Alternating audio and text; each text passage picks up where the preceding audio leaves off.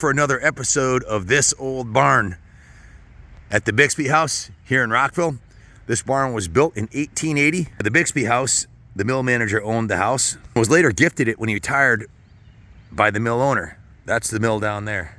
As you can see, the smokestack in the background, and our showroom and motorcycle museum is over there. And when he passed away, his widow lived here until she was in her 90s and then gifted this property, this absolutely gorgeous estate-like property, to Vernon Historical Society in hopes that they would keep it forever. Unfortunately, they had, well, I'm not going to say they're bankrupt, but they didn't have any money to maintain it, so they auctioned it off. I was the high bidder. I bought the property a little over 10 years ago, and we restored Bixby house entirely. The barn has been on the back burner until I was waiting for the right person to show up, as they usually do. And the right guy showed up. His name's Norm Turnburg. I'll introduce you to him in a second. If that name, Norm Turnburg, rings a bell, he's a multi-time AMA national champion, Gncc racer, dominated in New England off-road racing scene since the, well, 70s. And he's still a force to be reckoned with. I think he was leading the Gncc national championship senior class until he almost lopped his finger off in an accident, but he's back and he's restoring this building for us. So come on inside. You might remember what it looked like before. Let's take a look and see what he's got. Norm, how you doing? Very, very well. Thank you. Where are you? There you are. Good to see you. Hey, thank you so much for being here and taking care of this serious problem the barn had. So how's it going today? We're gaining a little bit. Just got some unstable ground we're dealing with right now. So if I have to dig down and put a pier in there of some sort.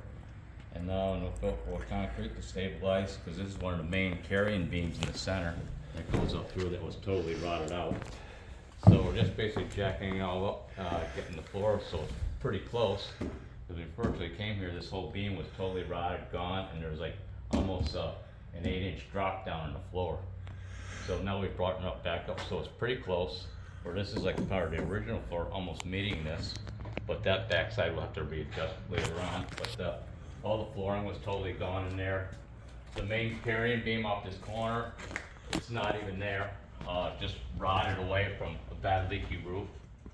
And basically the whole barn was racked, so we drilled holes up top, cabled it, pulled it back together like 3 inches, and then that far corner was totally gone right out there, so we got that there just temporarily in there. They brought that up there about 4 or 5 inches from the original sill being bad. But the original sill used to rest right on this nice piece of granite.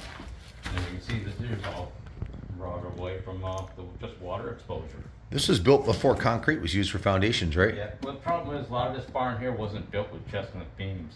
This was built with a lot of pine. The earlier barns all used chestnut until the chestnut was depleted. But this is all pine instead of chestnut, so there's going to be much more rot and decay because the water gets in there from the farm animals peeing in here, and just Mother Nature itself and bugs. And the water is your worst enemy. You can see It's amazing the power of water, how it'll just dissolve these big beams. See how they, they knocked everything in here. It's just all kind of powdery, but we'll replace all that. Get that back and use some PT or some nice oak. Get down here with a bird's eye view of what you got going on down here. Yeah, see, this was all probably hand dug out, and then all the debris, when they dug it out on the exterior, they cast it in the middle, making some of the middle ground kind of unstable. But see, this here is just kind of flopping in the breeze. Oops, almost fell over. Replaced, and then later on, we'll put the new flooring across here, redeck it all, and be back on a nice stable barn. So this is something you've been doing for a while. I know you have a reputation for resurrecting old barns like this. And in addition to running the VP gas distributorship, we buy all our VP gas from Norm. If people want to buy VP gas from you, how do they get a hold of you? Just come here, call my cell phone at Hamden Fuel. Hamden, Hampden PDEN, Hamden Fuel. Yep. He's the VP fuel distributor. He doesn't need to be doing this today. He's here because he enjoys doing this. And likes to resurrect those old buildings. How long have you been doing this, and what inspired you to take on? Because we couldn't. I don't know. My uncle originally just did a lot of barn restoration, and it was always something cool just to do in between everything else. Because all these old barns, they start falling down, and no one wants to take care of them, and they just really just need a little TLC and And that's about it, you know, keep the roofs on them and keep the water away from the perimeters, and they'll last another 500-600 years, as long as people want to maintain them and take care of them. We've had a dozen contractors, quote unquote, come in here, and nobody wanted to take on the challenge of doing this. So we started doing it. Junior and a couple of his friends started doing it, and then they got in over their head, I guess is the best way to describe it. So having you come aboard here, I would say she was on her last legs. And in fact, a couple more years, it might not have made it, huh? See, now we'll put some new flooring joists in here. We'll, you know, we put another new beam underneath, and we'll just, you know, put a new flooring joist right across to here for a new under subfloor. And then you have a bunch of old boards down in the mill. We'll just resurrect them and use the 2.5-inch tongue and groove.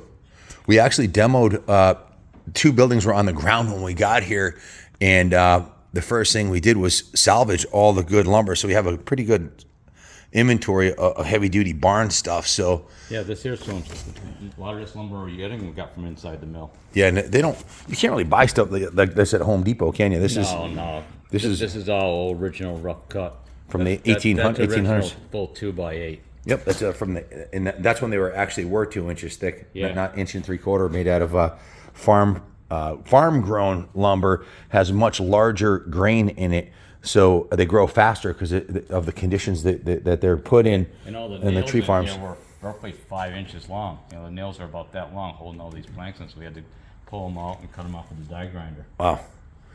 So yeah, the flooring in here that's 2-inch thick tongue and groove. Do they even sell that kind of lumber anymore, or is it you could probably have specially ordered, you know, made. What would it cost to buy lumber like that? It'd be super expensive, wouldn't it? Probably more than five times more than your standard lumber would be. If you could even find it. Labor intensive having someone tongue and groove it. Yeah. So, yeah, like you said, if you take care of these buildings, there's barns in England that are literally thousands of years old.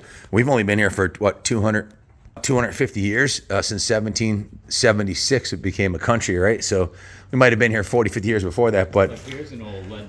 This is an electrical conduit, all made out of lead.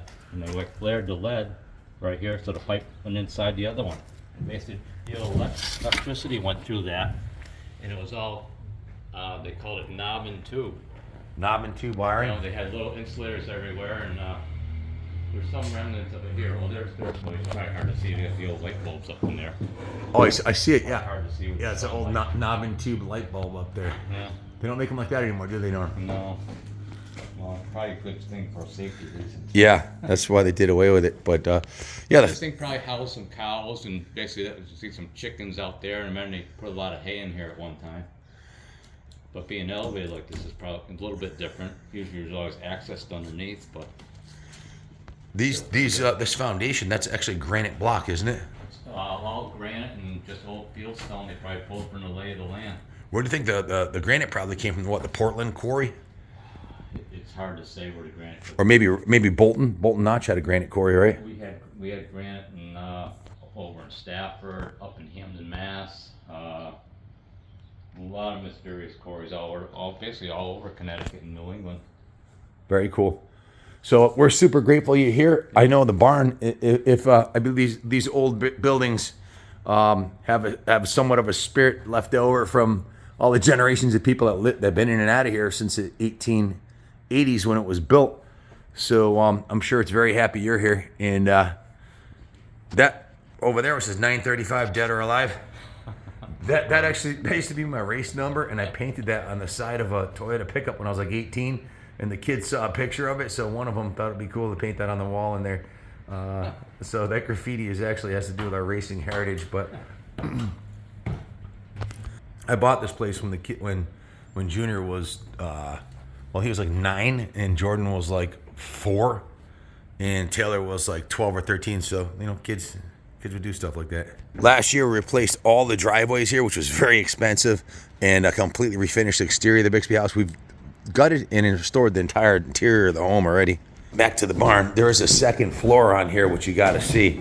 One of the coolest features of this barn, it has a vaulted ceiling. What would you call this back here? Is this a lean-to on the back? That was actually they housed chickens in there. It's a chicken coop. Yeah, there's all the chicken hen houses. They'd get their eggs out of here. Who was burrowing in the corner over there? A raccoon? I don't want to say probably raccoon, possum, or a skunk. Jeez, let's hope it's not a skunk. So let's go. We'll show you the upstairs. This would make a really cool workshop up here, wouldn't it, Norm? Yeah. Artist loft or whatever. Give it a good pressure washing and cleaning. Yep. A little bit of bleach, depumped it a little bit. Yep. But this here was another main beam that went down through. Oh, wow. We're gonna cut this off here, stitch it together, and put another one that goes right down through. So one of the main support beams just rotted from... Yeah, it's gone all the way. There's like a secondary support off the corner, but it's still, you need to have it in there. It's this main pillar right here that comes up through. This is one reject that has some unstable ground underneath. And that's actually coming to hold, basically it's almost like a cantilever off the corner of the building right here in the roof. So that was a very important beam to have replaced. What would you describe how this system here, you've got the cross and then the... They built it kind of like they did the mill with the big bolts down through. Yep. The other side of the nut, that was all made by hand right here. Wow. So they would actually forge that on site and make that by hand? They did that to help hold the barn together. We painted all those black and gold in the entire barn. I mean, in the entire mill, we restored everything, painted all the metal. And right here, you basically chained this here. We drilled through the main post. So this here was out almost 3 inches on this corner here. Okay. And out like 4 inches. We actually pulled the barn back together. So you use this major... Yeah, we got a chain come along. We got this, and we'll actually put a cable in that later on once we're done getting the barn on. So you actually had to use a come along and pull the building... The barn back together. Wow. But we'll get this floor replaced here, this wall, to get that all restabilized. It'll be back in good shape. I'm super grateful you're here. This is something that we've been concerned about for years, and it's finally getting taken care of. They didn't really use a header down below where the garage doors are. They used all these big like anchor bolts. They go from the header down below. Okay. All the way up through to here, and from here all the way up through. And there's so much weight pulling down on it when the corners went out. It actually pulled all the anchors out that are way up on top. So we're gonna eventually loosen these big nuts up, pull those back up, and basically put some pins all the way through and lock them in nice and tight and plate it. So they're on both sides? And they're on both sides, probably pretty hard to see. All of the other contractors that we... These rods go all the way up through us, and they tighten these up, and that basically pulls down on the roof and holds the floor up. Everybody else that we had through here, no one even noticed that kind of stuff. I mean, it's the kind of stuff that you gotta know what you're doing to even know there's a problem, one, and two, how to fix it. How did you learn how to do this? Actually, I just YouTubed it last night and before I came. Yeah, down sure you again. did. How did you learn how to do barn restoration? Just my uncle always did it, and basically on construction sites my whole life pretty much, and I just kind of watched what he always did and worked with him a few times, jacking barns, and it's pretty much just common sense. Just kind of looking at something, how the old guys put it together, you just gotta fix it and hold it together. One more time? Or Lincoln logs. Lincoln Logs. Norm, you're racing the Gncc National Series. You're running the VP distributorship, and obviously you just did a shitload of work here because you filled that entire dumpster. You don't need to do this. You're here because you. I like it. Something different to do. It's just fun, and I like trying to save the old stuff, because I don't build it like this anymore. How old are you, Norm? I'll be 63 this year. Okay, I'm gonna be 59. So what do we got? Another 20 years? I'm gonna make it 40, I hope. 40? Even though 40 years, this building's been here for what, 160 years? It still has original leaded windows here. Check it out. Those are lead windows. They're wavy looking lead windows. Yeah. So you taking care of this kind of restores it for the next generation. When we're dead and gone, they may not know that you did it, but it's got to be gratifying to walk away after saving a structure like this. Even later on, someone comes in, they may make this into some sort of a secondary home of some sort. They have like a little apartment up here, fully insulated and clean. But it's pretty cool. It is, and it's a part of the history of not only the property but Rockville itself. The history of Rockville. This is probably, I'm sure this is probably the mill owner's home at one time. It was a mill manager's. It was all a big farm all through here. Yep. And they kept their animals here because that's basically they raised their own animals for a living. They didn't go to the store to get their eggs, did they? There's no big Y. No, they got their milk from the cow and the eggs from the chickens. That's right. And you can see there's gently rolling hills outside. You can see they probably had, like you said, cows and maybe some sheep or goats or whatever else. It's a very well built barn. If you just look at how the roofs are all put together, those are all basically 1x10s with lats in between. You know, there's no plywood back then. I don't know if you can see that, the 1x10s with the lats in between. Guys, the guy who built this was a multi-millionaire mill owner. He owned the largest mill. He had several hundred employees here in Rockville, and he built this barn specifically for his mill manager, who came here when he was like 16 years old from overseas. And he didn't, the guy who lived here didn't start as mill manager. He started at the bottom, worked his way up, and he became the top guy in the mill. And there's actually a write-up of it on the wall of the museum of the Bixby house. I'll go down there and show you guys that before we wrap this up. But there's a lot of history here. And to duplicate a barn like this today, Norm, what would it cost to duplicate this construction? If you to have a post and beam place come in, do 2-inch thick tongue and groove floors, you know, big beams. This would be probably low note probably 280 or if not more. $300. 280,000. Yeah, so it would be almost 300 G. Yeah, because they don't really do construction like this anymore. Everything's slapped together with tin and no attention to detail or pride of craftsmanship. Companies out there that still do post and beam buildings, but you won't have, you know. What do you recommend we do for the windows? Well, you do have a bunch of windows, a lot of windows right here. I don't know if these things for the old house or what, but we might put a retrofit those, or basically sometimes we take the windows out and, you know, clean them up and reset the framework. I've got a massive inventory of windows on the first floor of the museum. I don't know if any of them would work here. I don't know if any of them are this size, or does anybody make a barn sash that you could call them up and say, hey, I need a 24 by 72? You can always get something this close. You can always, you know, frame in or frame out. That's the next thing, keeping the water out, right? Yeah, basically it's kind of, it's 28, so that's pretty much standard. So basically, whatever you want to do, you can make it a tad smaller, or you can't go bigger, so you got to go a little smaller than that. That's not a big deal. How's your racing season going? I know you had a major injury earlier this year. Well, it's okay. Are you still? How you doing in the points? Oh, I'm second right now, but one of my good friends has been kicking my butt, so that's all right. It's a good friend that's kicking my butt, not some stranger. Who is it? Rich DeRoe raced from Clifton Park, New York. Yeah. Yeah. What class are you racing in the GNCs We're now? actually right Golden Master right now. So is that 16 up? 60 plus. Yeah. 60 plus? Yep. What happened to your finger? I crashed in West Virginia on one of the ski slopes and went down and broke the finger and basically sheared it right off just about, and they put it back together. And you're riding already? Oh yeah. Yeah, just tape it together and keep going. Don't even think about it. Yeah. Well, I'm glad you're back on the bike and you're back out there kicking ass again. Yeah. Stay tuned, guys. We will have another episode of This Old Barn at the Bixby house here. We'll keep you posted as this develops. And again, thank you, Norm. Oh, you're welcome, Ken. So it was fixed before? Yeah, a little bit. They patched it up a little bit? Yeah. First, the other staining. It was leaking? That's off from water. Yep. So in 150 years, there's probably been a couple times that they came in and patched it up and made it last this long. I'm sure, yeah. So we know you're not doing this by yourself here. You got Keith Marini helping you out. Oh, yeah. You loaded up a dumpster with all them boards over there? Yeah. you got the calluses on the hands to prove it too, huh? Old Uncle K. Well, thank you for preserving this piece of history here, Keith. We appreciate it. Yeah. Are we gonna do something to restore the cupola too?